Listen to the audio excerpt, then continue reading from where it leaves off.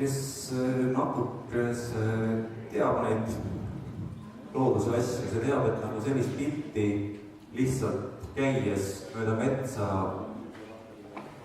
valmis ei tee, et ronk kui targemaid linde üldse vajab kindlasti varjet. Loodusfotograafia koosneb kahest asjast, loodusest ja fotograafiast. Ja siis ongi nii, et sa pead tundma loodust võimalikult hästi, sa pead tundma neid tegelasi, kellega sa tahad seal metsas nagu kokku saada ja sa pead tundma ka neid fotograafilisi võimalusi, need, mis sul on olemas.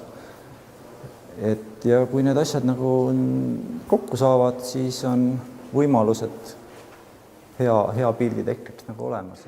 Kui varjet teha, et kuidas arvestada, et kuhu suunda üldse see põhiline tegevus võiks minna, et mis hetkel näiteks valgus kuhugi langeb, et see on nagu oluline, et kas ta langeb hommikul taustale või ta langeb õhtul taustale. Need varjed olid, üks oli selline statsionaarne ronkade ja kotkaste pildistamise varje, siis oli lumeonn, mida ma olen paar talve teinud ühe allika juurde, siis oli ujuvvarje, millega veelinde pildistada ja siis oli veel puuotsa ronimise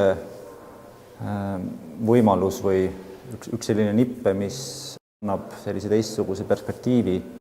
Et taustad peaks olema sageli kas siis puhtad, eks ole, hea kui ei ole selline sirri-mirri, eks ole, või siis luua mingid sellised taustu, mis on kuidagi kõnetavad, kas või näiteks selline jätta linnuparve taha mingid inimeste majad või.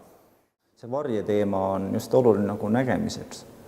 Et ma olen vaadanud, et verete jahil ka on nagu 3 tüüpi mehi, et ühed on, kellel meeldib autoga sõita, ühed, keda on vähem, et kellel meeldib käia ja kolmandad, kellel meeldib kuskil pukis istuda.